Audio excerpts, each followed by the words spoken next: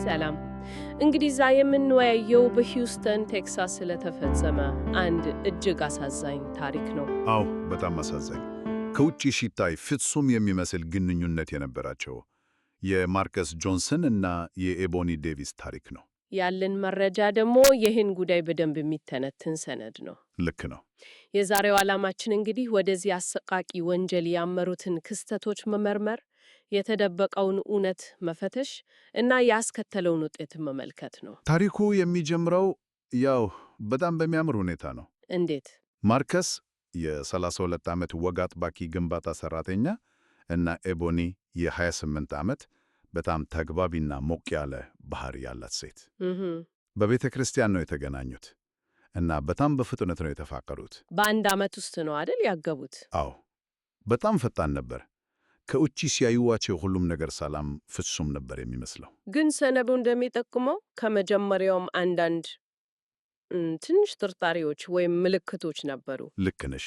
ለምሳሌ ማርከስ በሰርጋቸው ቀን እና በቻጉላ ሽርሸራቸው ጊዜ ኤቦኒ አልፎ አልፎ የሆነ ርቀት ላይ ያለች ሐሳቧ ሌላ ቦታ ያለ ነው የሚመስለው። ግን ያኔ ብዙም ትኩረት አልሰጠውም አይደል? ለሰርግ ጭንቀት ምናምን ብሎ ነው ያሰበው። በትክክል ያው የሰርግ ነገር አይደል ብሎ ችላለሁ።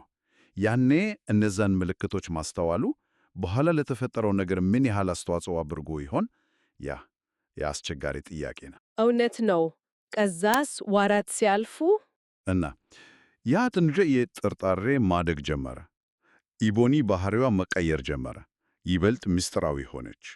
ሚስጥራዊ ስል ያው ከስራ ዘግይታ መግባት፣ ስልክ ስታወራ ድምጿን ቀንሳ የሆነ መደበግ ነገር። እና ማርከስ ይህን ያስተውላል? አዎ ያስተውላል። የሆነ ችግር እንዳለ ይጠረጥራል። ግን ግንኙነታቸውን እንዳያበላሽ እየፈራ ይመስለኛል። ያው በውስጡ ያለው ጭንቀት በጣም እየጨመረ መጣ ማለት ነው። ውጥረቱ በሁለቱም በኩል እየጨመረ መጣ ማለት ነው። በትክክል። እና ያ እውነቱ የወጣበት ቀን ደረሰ። ኢቦኒ ከጓደኞቿ ጋር የወጣችበት ቀን ይመስለኛል።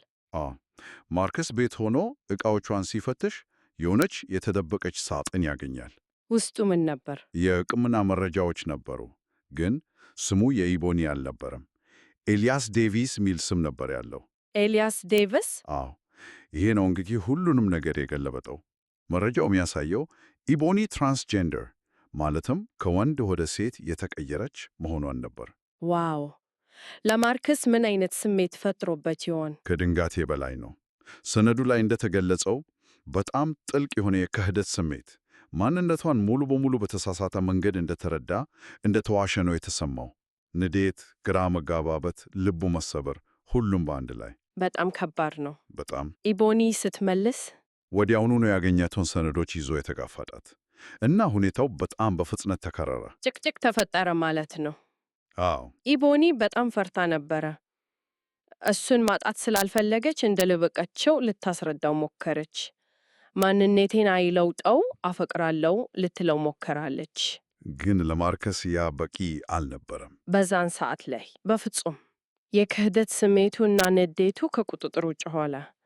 ሰነዱ ላይ ይህን ሁሉ ጊዜ ዋሽተሸኛል እያለ እንደጮኸባት ነው የሚናገረው። እና ክርክሩ ወደ አካላዊ ነገር ተለወጠ።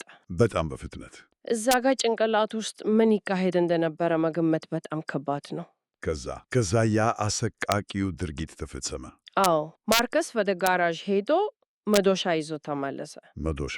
አዎ፣ ኢቦኒ መኝታ ክፍል ውስጥ ነበረች። እናም ያለምንም ማመኔታት በአሰቃቂ ሁኔታ ደጋግሞ በመዶሻ መታት። አዎ፣ አምላኬ! ሰነዱ ላይ ያለው ዝርዝር በጣም አስደንጋጭ ነው። ወንጀሉ የተፈጸመበት ቦታውን ይዘስ?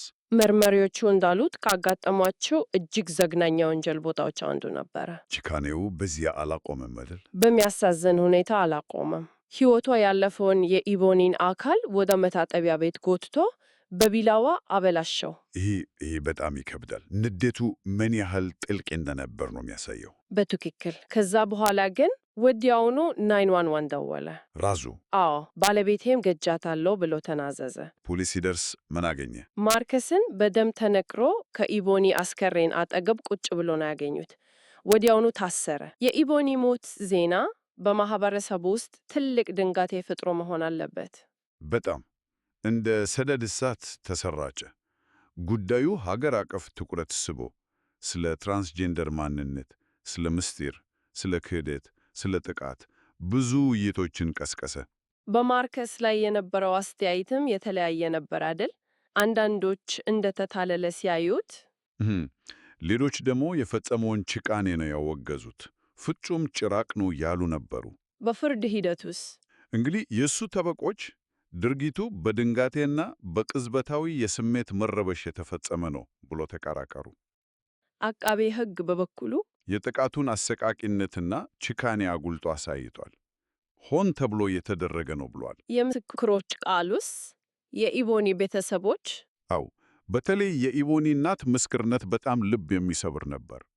ኢቦኒ ማርከስን ምን ያህል ተወደው እንደነበር እውነቱን ለመናገር ብትፈራም አንድ ቀን ሙሉ ማንነቷን እንደሚቀበላት ተስፋ እንዳደረገች ተናግራለች።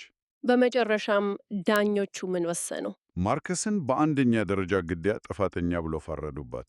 ፍርዱ ጥላለፈ፣ ግን ታሪኩ አላለቀም። በፍጹም። ታሪኩ እስካሁን ድረስ ሕያው ነው። በዩቲዩብ፣ በማህበራዊ ሚዲያ #Justice for Ebony በሚለው በሚሊዮኖች ዘንድ ደርሷል። እና ለትራንስጀንደር መብቶች በተለይ ለጥቁር ትራንስ ሴቶች ጠበቃ መሟገትን አጠናክሯል። በትክክል። ግን ደግሞ በሂውስተን ማህበረሰብ እና በሁለቱም ቤተሰቦች ላይ ማይሸር ጠባሳ ጥሎ አልፏል። የማርከስ ቤተሰቦችም ድርጊቱን ለመረዳት በጣም እንደተቸገሩ ይነገራል።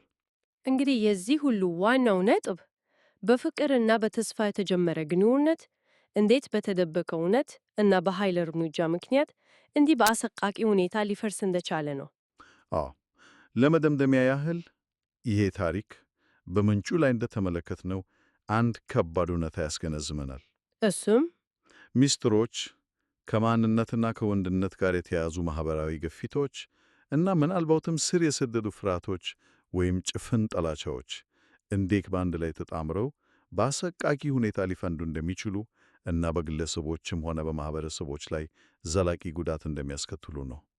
ስለ መቻቻል፣ ስለ መግባባት እና ስለ ቅንነት አስፈላጊነት ብዙ ጥያቄዎችን እንድናነሳ የሚያደርግ ታሪክ ነው። በጣም ይኸውም ዛሬ የነበረው የወንጀልና ፍትህ ፖድካስት ክፍል እዚህ ላይ ያበቃል።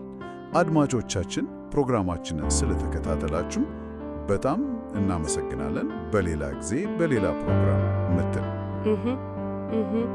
በሌላ ጊዜ በሌላ ፕሮግራም